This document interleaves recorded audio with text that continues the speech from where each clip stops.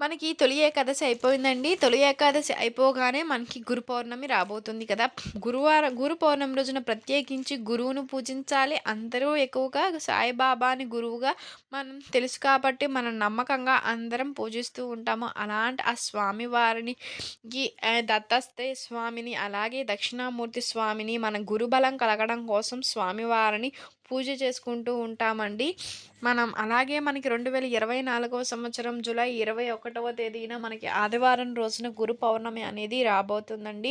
ఆషాఢ మాసంలో వచ్చేటువంటి శుక్ల పౌర్ణమిని మనం గురు పౌర్ణమి అని, వ్యాస పౌర్ణమి అని, గురు పౌర్ణమి అని అంటుంటామండి. అలానే సాయిబాబాకి కానీ సాయిబాబా కని కాదు గురువుకు సంబంధించి ఎవరికైనా సరే దత్తాత్రేయ స్వామికి, రాఘవేంద్ర స్వామికి ఎవ్వరైనా సరే గురువుకి మనం పూజలు అనేవి చేసుకుంటూ ఉంటామండి. మనం ఆ రోజున గనక మనము సాయిబాబాకి అభిషేకం చేసుకుంటే చాలా విశేషమండి. మనం ఎ ఎలా చేసినా సరే అభిషేకం అనేది ఆ స్వామివారి అనుగ్రహం ఉంటుంది.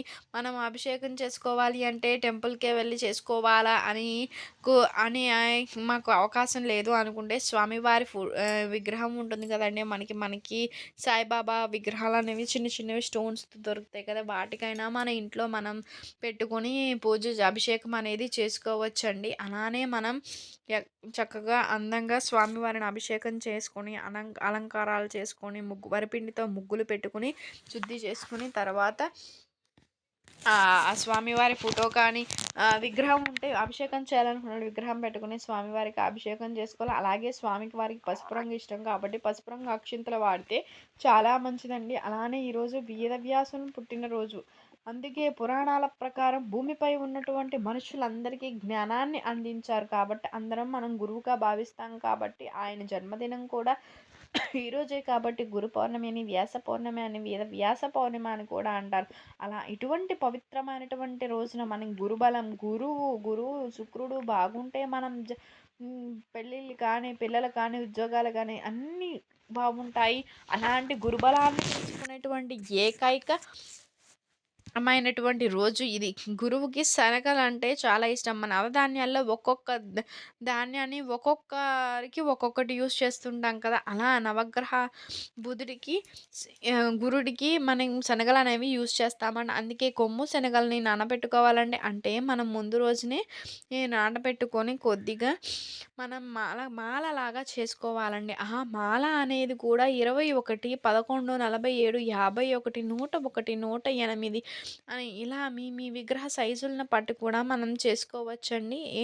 లేకపోతే విగ్రహం అయితే విగ్రహం, లేకపోతే ఫోటో ఉంది అంటే ఫోటోలో కూడా మనం స్వామివారికి శనగలను గుచ్చుకొని నీ ముందు రోజు నానబెట్టుకుంటే చక్కగా మెత్తగా అవుతాయి కదండీ! కొంచెం అప్పుడు ఆ శనగలతో మాలగా చేసుకోవాలండి. మిగిలిన తర్వాత తాలింపు వేసి స్వామివారికి నైవేద్యంగా పెట్టుకోవాలని. నైవేద్యంగా శనగలు కానీ, స్వామివారికి ఇష్టమైనటువంటి కోవాని కానీ, శనగలు కానీ ప్రసాదంగా పెట్టుకుంటే చాలా మంచిదండి. అవకాశం ఉంటే మాత్రం మనం ఆ రోజున అభిషేకం చేయించుకుంటే చాలా మంచిదండి. చాలామంది ఉపవాసం అనేది ఉంటే ఉండొచ్చు. లేకపోతే లేదండి. అది వాళ్ళ వారి ఇష్టము. బట్ నాన్ వెజ్‌కనేది దూరంగా ఉంటే కొంచెం మంచి సాత్విక ఆహారం తీసుకొని పూజ చేసుకుంటే చాలా మంచిదండి. మన పిల్లలు బాగా చదువులో రాణించాలి అన్నా కూడా మనం ఈ రకంగా మనం పూజ చేసుకుంటే చాలా మంచిదండి. సాయంత్రం కూడా మనం దీపారాధన చేసుకోవచ్చండి. అలాగే ఉదయం అయితే ఉదయం చేసుకోవచ్చండి. ఇలాగే మనం స్వామివారికి గంధాన్ని ధారణ చేసి బొట్లు పెట్టి అలా అందంగా అలంకరించుకోవాలని మనకి అవకాశం ఉంటే బాబా గుడికి వెళ్ళి కానీ ఇంకాని దత్తాత్రేయ స్వామి గుడి ఉంటే దత్తాత్రేయ స్వామి వారికి కానీ టెంపుల్‌కి కానీ ఈరోజు నేతి దీపారాధన వెళ్ళినప్పుడు నేతి దీపారాధన చేసుకోండి. లేదు అంటే ఇంట్లోనే నేతి దీపారాధన చేసుకోండి. ఈరోజు గురువుని పూజించుకోవటం వల్ల గురువుకు శనగల మాల వేయటం వలన కూడా మనకి ఎటువంటి సమస్యలున్నా కూడా తొలగిపోతాయి. అలానే మనకి అన్ని రకాల సమస్యల నుంచి అన్ని రకాలుగా కూడా మనం విజయం సాధించాలి. మంచి స్థానానికి చేరుకోవాలని నమ్మకం అండి. ఈరోజు ఈ విధంగా మనం పూజించినట్లయితే ఈ విధంగా మనలో శక్తి సామర్థ్యాలను పెంచి మన జ్ఞానాన్ని ఇచ్చేటువంటి రోజండి. కాబట్టి మనం గురువులను దగ్గర ఆశీర్వాదం తీసుకుంటే చాలా మంచిదండి.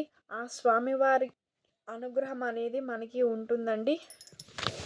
ఈరోజు గురు పౌర్ణమి రోజున ఎవరినైనా పూజ చేసుకోవాలి. ఎవరిని పూజ చేసుకోవాలంటే మనం బాబా గారిని కానీ ఆహ్ మా బాబా గారిని కానీ, రాఘవేంద్ర స్వామి వారిని కానీ, దత్తాత్రేయ స్వామిని గాని, దక్షిణామూర్తి స్వామిని కానీ ఆరాధన చేయడం చాలా చాలా మంచిది. శ్రీ హయగ్రీవాయ నమః అనేటువంటి జపం కూడా చాలా మంచిదండి. స్పెషల్‌గా దక్షిణామూర్తి స్వామి వారిని గనక మనం పూజించినట్లయితే విశేష ఫలితం కలుగుతుందండి. దక్షిణామూర్తి స్వామి వారి ఫోటోని కొంతసేపు మనం చూసినట్లయినా పిల్లలు కానీ మన మాట వినని మొండి పిల్లలు ఉంటారు కదండీ! అలాంటి వారు గాని దక్షిణామూర్తికి ఈ స్వామివారి చిత్రపటం చూస్తూ అలా ఉండేలాగా ఒక 2 నిమిషాలు ఉంచండి. దక్షిణామూర్తి స్వామిని మనం పూజించినట్లయితే మనకి విశేష ఫలితం కూడా కలుగుతుందండి ఇవాల్టి రోజున. అలానే ఈరోజు పసుపు రంగు దుస్తులను ధారణ చేయడానికి ట్రై చేయండి. అలాగే పసుపు లేక వైట్ కలర్ డ్రెసెస్‌ని కానీ యూజ్ చేస్తే చాలా మంచిది.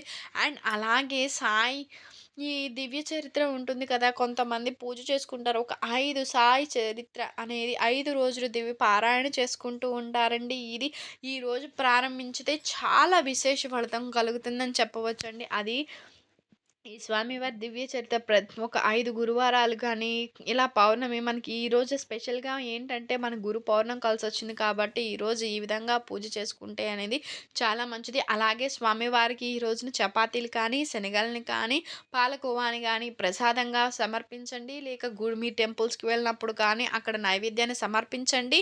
అలాగే దాన్ని వేరే వాళ్ళకి ఆ ప్రసాదాన్ని మనం పెట్టడం వలన కూడా మనకి విశేష ఫలితం కలుగుతుందని చెప్పవచ్చు. మన పిల్లలు అందరూ కూడా ఆయురారోగ్యాలతో, మంచి విద్యా బుద్ధులతో, ఉద్యోగపరమైన సమస్యలు ఉన్నా సరే, ఆర్థిక సమస్యలు ఉన్నా సరే, ఈ పూజ చేసుకున్నట్లయితే మనకు గురుబలం తక్కువగా ఉంది గ్రహస్థితిలో అనుకునేటువంటి వారు కూడా రేపు ఈ విధంగా పూజ చేసుకునే విశేష ఫలితం అనేది మనకు కలుగుతుందండి. మీకు కనుక ఈ వీడియో నచ్చినట్లయితే లైక్ చేయండి, షేర్ చేయండి, సబ్స్క్రైబ్ చేయడం మర్చిపోకండి. మీరు కనుక కొత్తగా వాచ్ చేస్తున్నట్లయితే థ్యాంక్ యూ సో మచ్ అండి. Thank you.